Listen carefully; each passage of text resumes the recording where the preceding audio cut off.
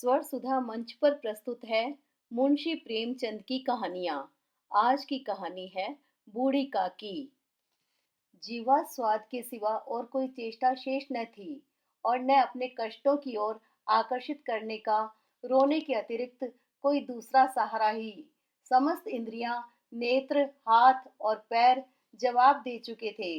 पृथ्वी पर पड़ी रहती और घर वाले कोई बात उनकी इच्छा के प्रतिकूल करते, भोजन का समय टल जाता या उसका परिमाण पूर्ण न होता, अथवा बाजार से कोई वस्तु आती और न मिलती तो ये रोने लगती थी। उनका रोना सिसकना साधारण रोना न था, वे गला फाड़ फाड़ कर रोती थी। उनके पतिदेव को स्वर्ग सिधारे कालांतर हो चुका था। बेटे तरुण हो होकर चल बसे थे। अब एक भतीजे के अलावा और कोई न था। उसी भतीजे के नाम उन्होंने अपनी सारी संपत्ति लिख दी। भतीजे ने सारी संपत्ति लिखाते समय खूब लंबे चौड़े वादे किए, किंतु वे सब वादे केवल कुली डिपो के दलालों के दिखाए हुए सब्ज बाग थे। यद्यपि उस संपत्ति की वार्षिक आय 150-200 रुपए से कम न थी, तथापि बूढ़ी काकी को पेट भर भोजन भी कठिनाई से मिलता था। इसमें उनके भतीजे पंडित बुद्धिराम का अपराध था अथवा उनकी अर्धांगिनी श्रीमती रूपा का, इसका निर्णय करना सहज नहीं। बुद्धिराम स्वभाव के सज्जन थे, किंतु उसी समय तक जबकि उनके कोष पर आंच न आए। रूपा स्वभाव से तीव्र थी सही, पर ईश्वर से डरती थी। अतएव बूढ़ी काकी को उसकी तीव्रता उतनी न खलती थी जितनी बुद्धिराम की भल मनसाहत। बुद्धिराम को कभी कभी अपने अत्याचार का खेद होता था। विचारते कि इसी संपत्ति के कारण मैं इस समय भला मानुष बना बैठा हूँ। यदि भौतिक आश्वासन और सुखी सहानुभूति से स्थिति में सुधार हो सकता हो, उन्हें कदाचित कोई आपत्ति न होती, परंतु विशेष व्यय का भय उनकी सुचेष्टा को दबाए रखता था। यहाँ तक कि यदि द्वार पर कोई भला आदमी बैठा होता और बूढ़ी काकी उस समय अपना राग अलापने लगती, तो वह आग हो जाते और घर में आकर उन्हें जोर से डांटते। लड़कों को बुड्ढों से स्वाभाविक विद्वेष होता ही है, और फिर जब माता पिता का यह रंग देखते तो वे बूढ़ी काकी को और सताया करते। कोई चुटकी काट कर भागता, कोई इन पर पानी की कुल्ली कर देता। काकी चीख मारकर रोती, परंतु यह बात प्रसिद्ध थी कि वह केवल खाने के लिए रोती है। अतएव उनके संताप और आर्तनाद पर कोई ध्यान नहीं देता था। हाँ, काकी क्रोधातुर होकर बच्चों को गालियां देने लगती तो रूपा घटनास्थल पर आ पहुंचती। इस भय से काकी अपनी जीवा कृपाण का कदाचित ही प्रयोग करती थी। यद्यपि उपद्रव शांति का यह उपाय रोने से कहीं अधिक उपयुक्त था। संपूर्ण परिवार में यदि काकी से किसी को अनुराग था तो वह बुद्धिराम की छोटी लड़की लाडली थी। लाडली अपने दोनों भाइयों के भय से अपने हिस्से की मिठाई चबेना बूढ़ी काकी के पास बैठकर खाया करती थी। यही उसका रक्षागार था। और यद्यपि काकी की शरण उनकी लोलुपता के कारण बहुत महंगी पड़ती थी, तथापि भाइयों के अन्याय से सुरक्षा कहीं सुलभ थी। तो बस यही इसी स्वार्थानुकूलता ने उन दोनों में सहानुभूति का आरोपण कर दिया था। रात का समय था। बुद्धि राम के द्वार पर शहनाई बज रही थी और गांव के बच्चों का झुंड विस्मयपूर्ण नेत्रों से गाने का रसास्वादन कर रहा था। चारपाइयों पर मेहमान विश्राम करते हुए नाइयों से मुक्कियां लगवा रहे थे। समीप खड़ा भाट विरुदावली सुना रहा था और कुछ भावज्ञ मेहमानों की वाह वाह पर ऐसा खुश हो रहा था मानो इस वाह वाह का यथार्थ में वही अधिकारी है। दो एक अंग्रेजी पढ़े हुए नवयुवक इन व्यवहारों से उदासीन थे। वे इस गंवार मंडली में बोलना अथवा सम्मिलित होना अपनी प्रतिष्ठा के प्रतिकूल समझते थे। आज बुद्धिराम के बड़े लड़के मुखराम का तिलक आया है। यह उसी का उत्सव है। घर के भीतर स्त्रियां गा रही थी और रूपा मेहमानों के लिए भोजन में व्यस्त थी। भट्टियों पर कड़ाह चढ़ रहे थे। एक में पूड़ियां कचौड़ियां निकल रही थी, दूसरे में अन्य पकवान बनते थे। एक बड़े हंडे में मसालेदार तरकारी पक रही थी। घी और मसाले की क्षुधावर्धक सुगंधी चारों ओर फैली हुई थी। बूढ़ी काकी अपनी कोठरी में शोक में विचार की भांति बैठी हुई थी यह स्वाद मिश्रित सुगंधी उन्हें बेचैन कर रही थी। वे मन ही मन विचार कर रही थी, संभवतः मुझे पूड़ियां न मिलेंगी। इतनी देर हो गई, कोई भोजन लेकर नहीं आया। मालूम होता है सब लोग भोजन कर चुके हैं, मेरे लिए कुछ न बचा। यह सोचकर उन्हें रोना आया, परंतु अपशकुन के भय से वह रो न सकी। आहा, कैसी सुगंधी है! अब मुझे कौन पूछता है? जब रोटियों के ही लाले पड़े हैं, तब ऐसे भाग्य कहाँ कि भरपेट पूड़ियां मिले। यह विचार कर उन्हें रोना आया। कलेजे में हुक सी उठने लगी, परंतु रूपा के भय से उन्होंने फिर मौन धारण कर लिया। बूढ़ी काकी देर तक इन्हीं दुखदायक विचारों में डूबी रही। घी और मसालों की सुगंधी रह रहकर मन को आपे से बाहर किए देती थी। मुंह में पानी भर भर आता था। पूड़ियों का स्वाद स्मरण करके हृदय में गुदगुदी होने लगती थी। किसे पुकारूं? आज लाडली बेटी भी नहीं आई। दोनों छोकरे सदा दिख दिया करते हैं, आज उनका भी कहीं पता नहीं। कुछ मालूम तो होता कि क्या बन रहा है। बूढ़ी काकी की कल्पना में पूड़ियों की तस्वीर नाचने लगी। खूब लाल लाल, फूली फूली, नरम नरम होंगी। रूपा ने भली भांति भोजन किया होगा। कचौड़ियों में अजवाइन और इलायची की महक आ रही होगी। एक पूड़ी मिलती तो जरा हाथ में लेकर देखती। क्यों न चलकर कड़ा के सामने ही बैठूं। पूड़ियां छन छन कर तैयार होंगी। कड़ा से गरम गरम निकाल कर थाल में रखी जाती होंगी। फूल हम घर में भी सूंघ सकते हैं, परंतु वाटिका में कुछ और बात होती है। इस प्रकार निर्णय करके बूढ़ी काकी उकड़ू बैठकर हाथों के बल सरकती हुई बड़ी कठिनाई से चौखट से उतरी और धीरे धीरे रेंगती हुई कढ़ा के पास जा बैठी। यहाँ आने पर उन्हें उतना ही धैर्य हुआ जितना भूखे कुत्ते को खाने वाले के सम्मुख बैठने में होता है। रूपा उस समय कार्यभार से उद्विग्न हो रही थी। कभी इस कोठे में जाती, कभी उस कोठे में, कभी कड़ाह के पास जाती, कभी भंडार में जाती। किसी ने बाहर से आकर कहा, महाराज ठंडई मांग रहे हैं। ठंडई देने लगी। इतने में फिर किसी ने आकर कहा, भाट आया है, उसे कुछ दे दो। भाट के लिए सीधा निकाल रही थी कि एक तीसरे आदमी ने आकर पूछा, अभी भोजन तैयार होने में कितना विलंब है? जरा ढोल मजीरा उतार दो। बेचारी अकेली स्त्री दौड़ते दौड़ते व्याकुल हो रही थी, झुंझलाती थी, कुड़ती थी, परंतु क्रोध प्रकट करने का अवसर न पाती थी। भय होता कहीं पड़ोसी ने यह न कहने लगे कि इतने में उबल पड़ी। प्यास से स्वयं कंठ सूख रहा था, गर्मी के मारे फूंकी जाती थी, परंतु इतना अवकाश न था कि जरा पानी पी ले अथवा पंखा लेकर झले। यह भी खटका था कि जरा आंख हटी और चीजों की लूट मच गई। इस अवस्था में उसने बूढ़ी काकी को कड़ा के पास बैठी देखा तो जल गई। क्रोध न रुक सका। इसका भी ध्यान न रहा कि पड़ोसी ने बैठी हुई हैं। मन में क्या कहेंगी? पुरुषों में लोग सुनेंगे तो क्या कहेंगे? जिस प्रकार मेंढक केंचुए पर झपटता है, उसी प्रकार वह बूढ़ी काकी पर झपटी और उन्हें दोनों हाथों से झटक कर बोली, ऐसे पेट में आग लगे। पेट है या भाड़? कोठरी में बैठते हुए क्या दम घुटता था? अभी मेहमानों ने नहीं खाया, भगवान को भोग नहीं लगा, तब तक धैर्य न हो सका? आकर छाती पर सवर हो गई। जल जाए ऐसी जीभ। दिन भर खाती न होती तो जाने किसकी हांडी में मुंह डालती। गांव देखेगा तो कहेगा कि बुढ़िया भरपेट खाने को नहीं पाती, तभी तो इस तरह मुंह बाए फिरती है। डायन न मरे न माचा छोड़े, नाम बेचने पर लगी है। नाक कटवा कर दम लेगी।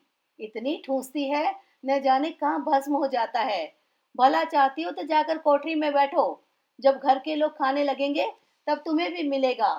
तुम कोई देवी नहीं हो कि चाहे किसी के मुंह में पानी न जाए, परंतु तुम्हारी पूजा पहले ही हो जाए। बूढ़ी काकी ने सिर उठाया, न रोई न बोली, चुपचाप रेंगती हुई अपनी कोठरी में चली गई। आवाज ऐसी कठोर थी कि हृदय और मस्तिष्क की संपूर्ण शक्तियां, संपूर्ण विचार और संपूर्ण भार उसी ओर आकर्षित हो गए थे। नदी में जब कगार का कोई वृद्ध खंड कटकर गिरता है, तो आसपास का जल समूह चारों ओर से उसी स्थान को पूरा करने के लिए दौड़ता है। भोजन तैयार हो गया है। आंगन में पतलें पड़ गई। मेहमान खाने लगे। स्त्रियों ने जेवनार गीत गाना आरंभ कर दिया। मेहमानों के नाई और सेवक गण भी उसी मंडली के साथ किंतु कुछ हटकर भोजन करने बैठे थे। परंतु सभ्यता अनुसार जब तक सबके सब खा न चुके कोई उठ नहीं सकता था। दो एक मेहमान जो कुछ पढ़े लिखे थे सेवकों के दीर्घाहार पर झुंझला रहे थे। वे इस बंधन को व्यर्थ और बेकार की बात समझते थे। बूढ़ी काकी अपनी कोठरी में जाकर पश्चाताप कर रही थी कि मैं कहां से कहां आ गई। उन्हें रूपा पर क्रोध नहीं था, अपनी जल्दबाजी पर दुख था। सच ही तो है, जब तक मेहमान लोग भोजन न कर चुकेंगे घर वाले कैसे खाएंगे। मुझसे इतनी देर भी न रहा गया, सबके सामने पानी उतर गया। अब जब तक कोई बुलाने नहीं आएगा न जाऊंगी। मन ही मन इस प्रकार का विचार कर वह बुलाने की प्रतीक्षा करने लगी। परंतु घी की रुचिकर सुवास बड़ी धैर्य परीक्षक प्रतीत हो रही थी। उन्हें एक एक पल एक एक युग के समान मालूम होता था। अब पतल बिछ गई होगी, अब मेहमान आ गए होंगे, लोग हाथ पैर धो रहे हैं, नाई पानी दे रहा है, मालूम होता है लोग खाने बैठ गए, जेवनार गाया जा रहा है। ये विचार कर वह मन को बहलाने के लिए लेट गई। धीरे धीरे एक गीत गुनगुनाने लगी। उन्हें मालूम हुआ कि मुझे गाते देर हो गई। क्या इतनी देर तक लोग भोजन कर ही रहे होंगे। किसी की आवाज सुनाई नहीं देती। अवश्य ही लोग खा पीकर चले गए। मुझे कोई बुलाने नहीं आया है। रूपा चिढ़ गई है, क्या जाने न बुलाए। सोचती हो कि आप ही आवेंगी। वह कोई मेहमान तो नहीं जो उन्हें बुलाऊं। बूढ़ी काकी चलने को तैयार हुई। यह विश्वास कि 1 मिनट में पूड़ियाँ और मसालेदार तरकारियाँ सामने आएंगी। उनकी स्वादेंद्रियों को गुदगुदाने लगा। उन्होंने मन में तरह तरह के मंसूबे बांधे। पहले तरकारी से पूड़ियाँ खाऊंगी, फिर दही और शक्कर से। कचौरियाँ रायते के साथ मज़ेदार मालूम होंगी। चाहे कोई बुरा माने चाहे भला, मैं तो मांग मांग कर खाऊंगी। यही ना लोग कहेंगे कि इन्हें विचार नहीं। कहा करे, इतने दिन के बाद पूड़ियाँ मिल रही हैं तो मुंह जूठा करके थोड़े ही उठाऊं जाऊंगी। वह उकड़ू बैठकर सरकते हुए आंगन में आई। परंतु हाय दुर्भाग्य, अभिलाषा ने अपने पुराने स्वभाव के अनुसार समय की मिथ्या कल्पना की थी। मेहमान मंडली अभी बैठी हुई थी। कोई खाकर उंगलियां चाटता था, कोई तिरछे नेत्रों से देखता था कि और लोग अभी खा रहे हैं या नहीं। कोई इस चिंता में था कि पतल पर पूड़ियां छूटी जाती हैं, किसी तरह उन्हें भीतर रख लेता। कोई दही खाकर चटकारता था, परंतु दूसरा दोना मांगते संकोच करता था कि इतने में बूढ़ी काकी रेंगती हुई उनके बीच में आ पहुंची। कई आदमी चौंक कर उठ खड़े हुए, पुकारने लगे, अरे ये बुढ़िया कौन है, यहाँ कहाँ से आ गई। देखो किसी को छू न दे। पंडित बुद्धिराम काकी को देखते ही क्रोध से तिलमिला गए। पूड़ियों का थाल लिए खड़े थे। थाल को जमीन पर पटक दिया और जिस प्रकार निर्दयी महाजन अपने किसी बेईमान और भगोड़े कर्जदार को देखते ही उसका टेंटुआ पकड़ लेता है, उसी तरह लपक कर उन्होंने काकी के दोनों हाथ पकड़े और घसीटते हुए लाकर उन्हें अंधेरी कोठरी में धम से पटक दिया। आशा रूपी वाटिका लू के एक झोंके में विनष्ट हो गई। मेहमानों ने भोजन किया, घर वालों ने भोजन किया, बाजे वाले धोबी चमार भी भोजन कर चुके, परंतु बूढ़ी काकी को किसी ने न पूछा। बुद्धिराम और रूपा दोनों ही बूढ़ी काकी को उनकी निर्लजता के लिए दंड देने का निश्चय कर चुके थे। उनके बुढ़ापे पर, दीनता पर, हत ज्ञान पर किसी को करुणा न आई थी। अकेली लाडली उनके लिए कुढ़ रही थी। लाडली को काकी से अत्यंत प्रेम था। बेचारी भोली लड़की थी। बाल विनोद और चंचलता की उसमें गंध तक न थी। दोनों बार जब उसके माता पिता ने काकी को निर्दयता से घसीटा तो लाडली का हृदय ऐंठ कर रह गया। वह झुंझला रही थी कि हम लोग काकी को क्यों बहुत सी पूड़ियां नहीं देते। क्या मेहमान सबकी सब खा जाएंगे, और यदि काकी ने मेहमानों से पहले खा लिया तो क्या बिगड़ जाएगा। वह काकी के पास जाकर उन्हें धैर्य देना चाहती थी, परंतु माता के भय से न जाती थी। उसने अपने हिस्से की पूड़ियां बिल्कुल न खाई थी, अपनी गुड़िया की पिटारी में बंद कर रखी थी। उन पूड़ियों को काकी के पास ले जाना चाहती थी। उसका हृदय अधीर हो रहा था। बूढ़ी काकी मेरी बात सुनते ही उठ बैठेंगी, पूड़ियां देखकर कैसी प्रसन्न होंगी, मुझे खूब प्यार करेंगी। रात को 11 बज गए थे। रूपा आंगन में पड़ी सो रही थी। लाडली की आंखों में नींद न आती थी। काकी को पूरियां खिलाने की खुशी उसे सोने न देती थी। उसने गुड़ियों की पिटारी सामने रखी थी। जब विश्वास हो गया कि अम्मा सो रही है, तो वह चुपके से उठी और विचारने लगी, कैसे चलूं? चारों ओर अंधेरा था। केवल चूल्हों में आग चमक रही थी और चूल्हों के पास एक कुत्ता लेटा हुआ था। लाडली की दृष्टि सामने वाले नीम पर गई। उसे मालूम हुआ कि उस पर हनुमान जी बैठे हुए हैं। उनकी पूंछ, उनकी गदा वह स्पष्ट दिखलाई दे रही है। मारे भय के उसने आंखें बंद कर ली। इतने में कुत्ता उठ बैठा। लाडली को ढाढ़स हुआ। कई सोए हुए मनुष्यों के बदले एक भागता हुआ कुत्ता उसके लिए अधिक धैर्य का कारण हुआ। उसने पिटारी उठाई और बूढ़ी काकी की कोठरी की ओर चली। बूढ़ी काकी को केवल इतना स्मरण था कि किसी ने मेरे हाथ पकड़कर घसीटे। फिर ऐसा मालूम हुआ कि जैसे कोई पहाड़ पर उड़ाए लिए जाता है। उनके पैर बार बार पत्थरों से टकराए। तब किसी ने उन्हें पहाड़ पर से पटका। वे मूर्छित हो गई। जब वे सचेत हुई तो किसी की जरा भी आहट न मिलती थी। समझी कि सब लोग खा पीकर सो गए और उनके साथ मेरी तकदीर भी सो गई। रात कैसे कटेगी? राम, क्या खाऊं? पेट में अग्नि धधक रही है। हाँ, किसी ने मेरी सुधि न ली। क्या मेरा पेट काटने से धन जुड़ जाएगा? इन लोगों को इतनी भी दया नहीं आती कि न जाने बुढ़िया कब मर जाए, उसका जी क्यों दुखावे। मैं पेट की रोटियां ही खाती हूँ कि और कुछ। इस पर यह हाल। मैं अंधी अपाहिज ठहरी, न कुछ सुनूं न बूझूं। यदि आंगन में चली गई तो क्या बुद्धिराम से इतना कहते न बनता था कि काकी अभी लोग खाना खा रहे हैं, फिर आना। मुझे घसीटा, पटका। उन्हीं पूड़ियों के लिए रूपा ने सबके सामने गालियां दी। उन्हीं पूड़ियों के लिए इतनी दुर्गति करने पर भी उनका पत्थर का कलेजा न पसीजा। सबको खिलाया, मेरी बात तक न पूछी। जब तब ही न दी, तब अब क्या देंगे? यह विचार कर काकी निराशा में संतोष के साथ लेट गई। ग्लानि से गला भर भर आता था, परंतु मेहमानों के भय से रोती न थी। सहसा कानों में आवाज आई, काकी उठो, मैं पूड़ियां लाई हूँ। काकी ने लाडली की बोली पहचानी।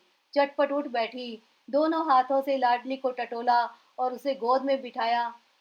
लाडली ने पूड़ियां निकाल कर दी। काकी ने पूछा, क्या तुम्हारी अम्मा ने दी है?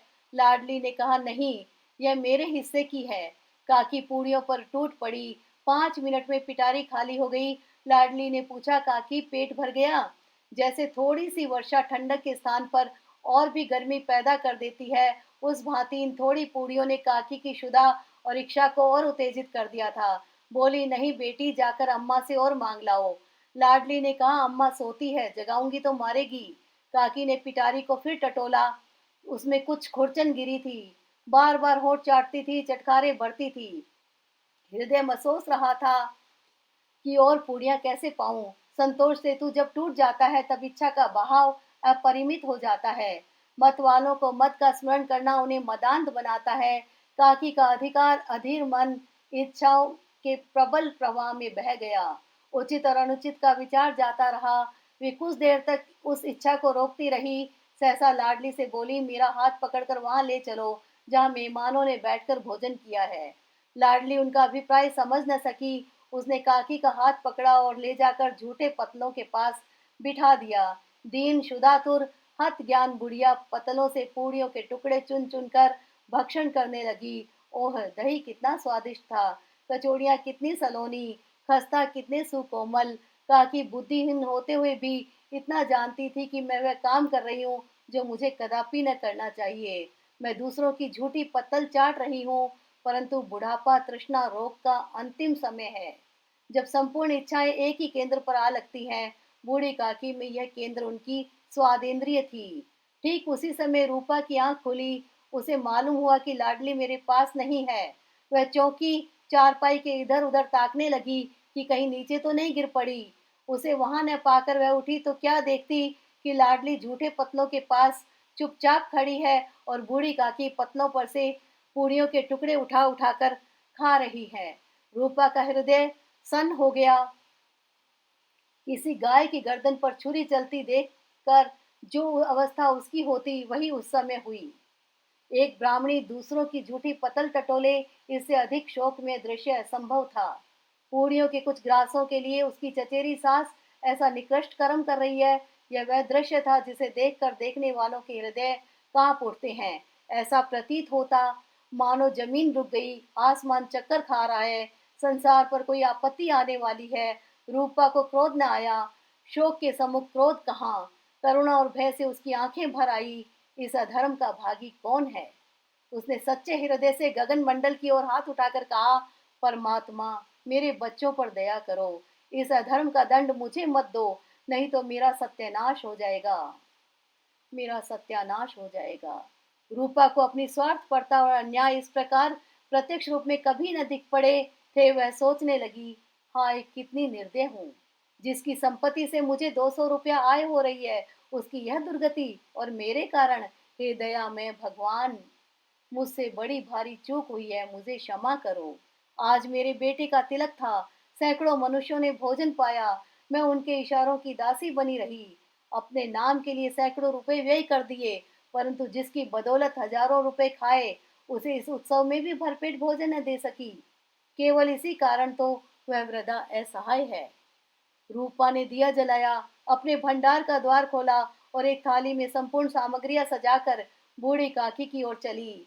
आधी रात जा चुकी थी, आकाश पर तारों के थाल सजे हुए थे और उन पर बैठे हुए देवगण स्वर्गीय पदार्थ सजा रहे थे, परंतु उसमें किसी को वह परमानंद प्राप्त न हो सकता था जो बूढ़ी काकी को अपने सम्मुख थाल देखकर प्राप्त हुआ। रूपा ने कंठारुत स्वर में कहा, काकी उठो, भोजन कर लो, मुझसे आज बड़ी भूल हुई, उसका बुरा न मानना। परमात्मा परमात्मा से प्रार्थना कर दो कि वह मेरा अपराध क्षमा कर दे। भोले भोले बच्चों की भांति जो मिठाइयाँ पाकर मार और तिरस्कार सब भूल जाता है, बूढ़ी काकी वैसे ही सब भुलाकर बैठी हुई खाना खा रही थी। उनके एक एक रोए से सच्ची सदिच्छाएं निकल रही थी और रूपा बैठी स्वर्गीय दृश्य का आनंद लेने में मग्न थी।